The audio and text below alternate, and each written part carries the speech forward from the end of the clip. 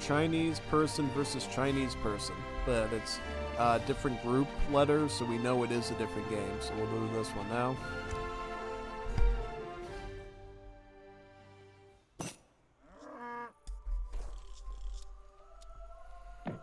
Alright, so we got one of the people playing as Chinese, and the other one is playing Hausa. So we got a Hausa versus a Chinese. Very nice matchup. Could lead to some interesting results, yep. So while China is building a trading post, Hausa is going to be building a granary to improve their hunting rate near the structure, so that's good. Alright, going for a trading post right away, right? Once you get that food treasure there. Very good. Perfect, alright. So yeah, sometimes when I did do ranked as Chinese, I would actually stop to grab 1 or 2 treasures on the way there. So it wasn't like a strict go for the trading post no matter what sort of thing. I would actually stop and like grab like a food treasure here or wood treasure there and just, you know, do that. So that's pretty normal. That's normal behavior. Alright, but either way, I can't really tell you 100% who's going to win this matchup. I think I can tell you from experience, though, when I used to go up against Hausa's Chinese, I tended to have really good success against the Hausa, usually. Usually I would do great against the Hausa when I was the Chinese. I would just figure out how to use my Baron armies pretty well and overwhelm them, but maybe this Hausa's cooking something that we don't know about. We'll have to see, though. Should be pretty interesting here. Yeah. Alright, so it looks like China, of course, go with the T export card. The best card. Give you a consulate. Export trickle plus 100 export to use right away for an alliance. Basically sets up what your strategy is going to be for the rest of the game. If you go with the Russians, you're probably going to go Summer Palace. If you go with the French, you probably are going to go Porcelain Tower, but it's not always guaranteed. Just like the last game we saw, right? Went French Consulate and still went Summer Palace, so just be aware of that Summer Palace may still be picked. Just because it has a lot of power, you know. Main reason for going with the Porcelain Tower with the French Consul would be actually to go for a fast fortress, you know. So there is a bit of a hint there of what it's for. Whereas the Summer Palace is a little bit more stay in age too, at least for a little while-ish. So, yeah. Good things for you to learn. Okay, so he is going with the French Consulate there. So we're probably going to see Porcelain Tower, so the economic trickle wonder. But we might again see Summer Palace. Alright, picking up the technology there, 400 wood. Not 400 wood, 400 food. Yeah, wood, you don't need wood to age up, 400 food. Yeah, and that ends up being stronger than the 300 food card that comes from the deck. Yep, that's the difference between Legacy Chinese and Definitive Edition Chinese. In Legacy Chinese, you would probably send 300 food first as your first card, because that would be like your best bet of aging up on time. But no, in Definitive Edition, you can just go T export, get the French consulate allies, and then grab their 400 food technology. So you end up getting 100 extra food out of the trade, which is great. Yeah. So this one will go with the Porcelain Tower there. Basically, it's like a big giant churning factory. Trickles food, wood, gold, and even a bit of XP and export as well, which is really good. So that should be pretty nice there as well. Yep. And where are we at now? With the house. What is he aligning with? Is he going with the... He's going with the Akan. So he's going to go with the Akan Acobias first. Very good. Is he going to follow it up with a House of Kingdom Builder there? And let's see here. Alright. Basically, he's going to rush with the Konakobians against Chinese army, it looks like. Now, question is, will the China try to fight a bit in Age 2 beyond their Step Rider shipment or not? Because typically what we see a lot here when you go Porcelain Tower with the Chinese, you basically ship out your Step Riders, and then you just go straight Age up. Yeah. That's typical Chinese play. Right now, we don't know what he's shipping in. He's going to go for the gold first, and it's totally possible he might go for the Step Riders next. If he does it, then he's probably going for the wood. That'd be my guess. What is he standing from there? So 30% XP boost on, not 30% XP, 30% HP boost on the Explorer there. Yep. So let's see if he ends up getting that. I don't think he is. He's probably going to look for a bit of a bear treasure around here. Is there any good ones?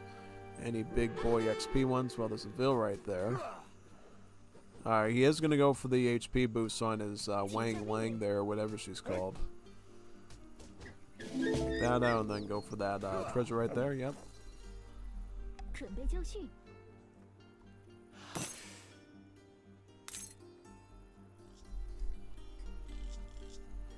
And what's House up to? They are going for their Akan palm oil exports there to trade off some of their resources. And now they're going to start producing their Akan Acobius.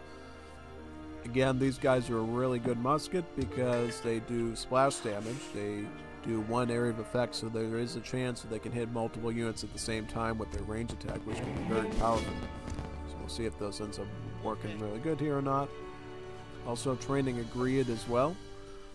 The Griad is a pretty nice unit, which can slow down enemy units and reduce their rate of fire. Quite nice. As well as shipping in the 5 Raiders, so a good hand cavalry against skirmishers. The Raiders are a little bit similar to Step Riders because they're a 1 pop hand cavalry, so they are quite spammable across the board. However, it does look like the China will be going Fast Fortress because he's retaining his food, going with the British. That's a typical sign that you're going for a Fast Fortress there, because the reason why you want to set up British is number 1, to boost your HP on your troops a bit, particularly helps you more elite cav like the Meteor Hammers. Also, when you get intervention here in H3, it means you're going to get 9 Redcoats. A very strong shipment for China because they can't train their own musketeers, so any sort of big musketeer shipment like that can absolutely change battles. Yeah. Now I was going to go for Confucian Academy. You get about 8 free Arquebusiers there, quite good. Just watch out for the Raiders, you know.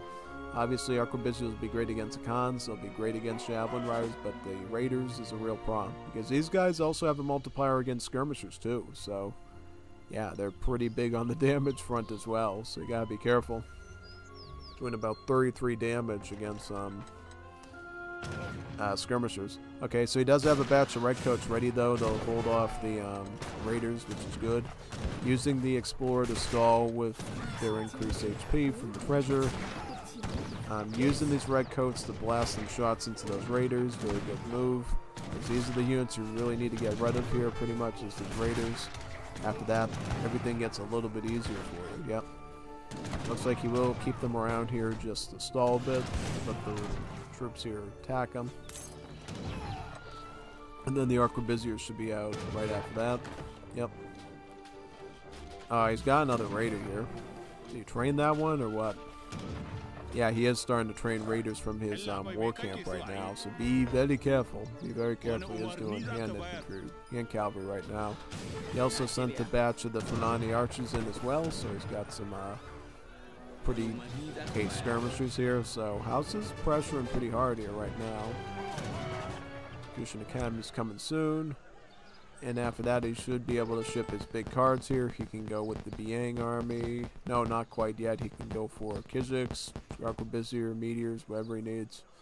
Okay, so he's got the arcs here. He's going to target down those Javelin Riders. Really all the infantry though, yeah. Get that out first. And now he's got Raiders reinforcing onto him, so it's a little bit annoying, yeah. Okay, here comes intervention right now. This will grant a nice batch of 9 Redcoats. Should be very handy against all the stuff. And he should be planning his next shipment out as well, whether he's going to go Kijiks or Arquebusiers. That'd be the next best thing before your pop gets pop capped, since you don't have any population right now. He is going to lose a village potentially too, so that could be another hindrance. Absolutely. Working with just 10 population in age 3, man, that's pretty bad. Alright, so there's the Redcoats there. He is going all out on the village just to wipe it out. The Redcoats did wipe out majority of those archers though, so at least they can get a free reign on these cav and just chase them off into the sunset. At that rate, this China doesn't have 1,000 wood. Doesn't have a way to recover infrastructure. He does have 700 wood though, so not completely lost. He just doesn't have the big boy H3 wood cards, which could hurt a little bit. But either way, he should be able to get up like 2 or 3 villages if necessary. and enjoy that advantage, yeah.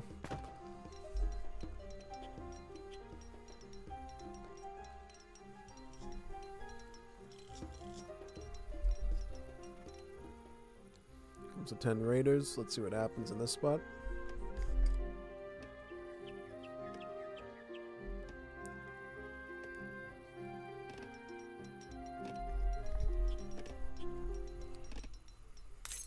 Ready.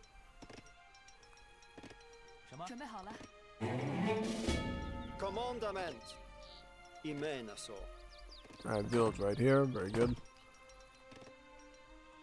Ready. Biang army coming in, so get about 8 step riders, 8 Kijiks, and they'll be upgraded automatically to the veteran upgrade, so they'll actually gain a nice boost in stats. Quite useful. It saves you about 200 wood and 100 coin there. Very nice.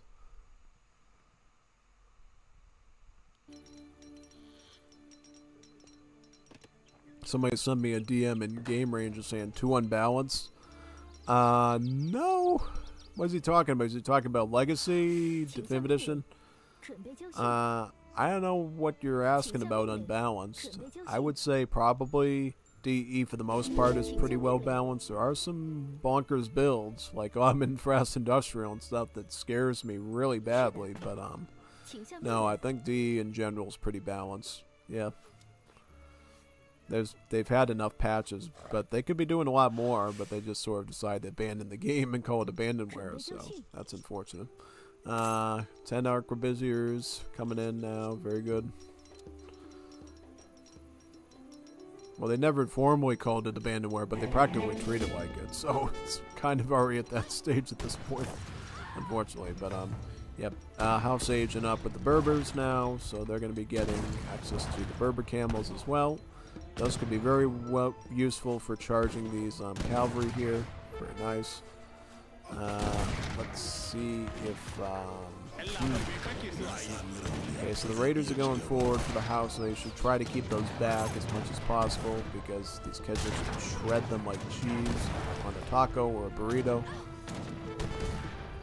And, yeah. Free Flying Crow coming in too, mind you, so gonna get a bit of artillery there now. That's great. There's the Flying Crow.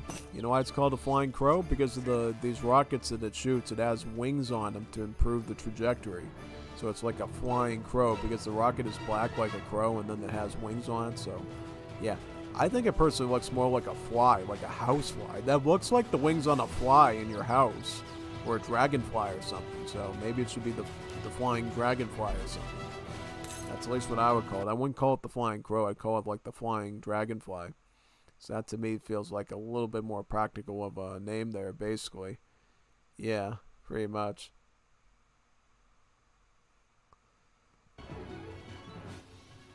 Alright, so making a Forbidden Army as well. So a bit of Meteor Hammers and Iron Flails.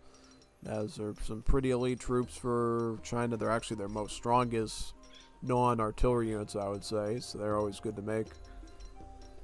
Oh, looks like the Hausa has he shipped in Lafidi Knights? Yep, he shipped in Lafidi Knights. So Lafidi Knights, if you didn't know, it's a pretty interesting unit. So it's kind of a pre-marker to the Honor Guards that you see in War's Liberty. So they have both Pierce Armor and they have Hand Armor. So they got double armor values. Pretty scary, right? It makes them almost like Age of Empires 2 Knights almost. Because they have that double armor capability. They can resist some melee and they can resist some Pierce attacks too. And they're pretty tanky as well, 432 HP. A lot tankier than, say, the Raiders, pretty much, by comparison. So, pretty good there. By all metrics.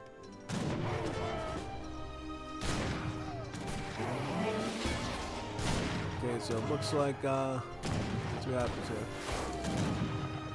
Gonna have to back up slowly, right? Kite out there, very good. Try to avoid that Flying Crow if you're Hausa. He's gonna try to target it with his camels. Yeah. Yep, China needs to... Oh, wait a second. He should have formed up right there and protected the thing. He gave them too much ground there to get on top of it. Not good. He could have gone like another volley out of that Flying Crow there. Very bad. So really bad. Because, see, the thing is, these hand cavalry are really good in this fight because they're light cavalry hand cav, so that means that the Kejiks don't even have multipliers against them because it's like fighting another dragoon. So, yeah, that's why I ended up doing so well there, you know. Alright, but China does recover with the Manchu shipment. This is a very powerful mercenary cav archer. He's will be very strong here and be able to resist for the most part. It'll take him a while to beat the camels, again, because they're not heavy cavalry. So the Manchu don't actually have a formal multiplier against the camels, sadly. Yeah, it looks like he's trying his best there. Okay, I'm going to retreat. What is his plan once he gets back to his base? He's getting some more red coats. He's going to receive another flying crow soon. He's also going for the Ming Iron Troops. That could be good. The Ming Iron Troops are a skirmisher, technically, so they're an archer skirmisher. They get some really high armor values. They have like 50% pierce armor, I think, might even be 60%. It's like a two. It's basically like a Goff Huskarl, but it's a ranged one, if that makes any sense. Or kind of like the Rattan archers of the Vietnamese and Age of Empires too. So they're really good for tank and range attacks. Well, pierce ones anyways. They're kind of indifferent to artillery. You hit them with a cannon or something, they'll go sprawling from that. So don't try to defend against a falconet shot with the Iron Troop. It won't go very good as planned. So yeah. There's a flying crow there. Very good. Here comes the Ming troops. Forbidden Army. Very nice.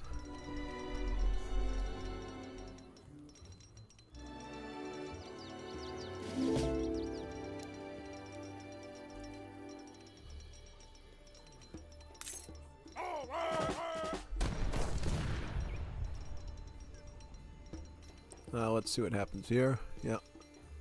Very good.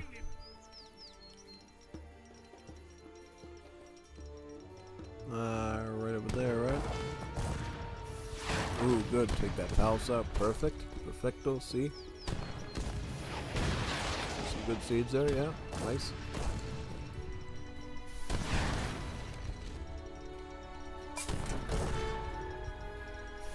Oh, wow. Taking that HP down. Very good.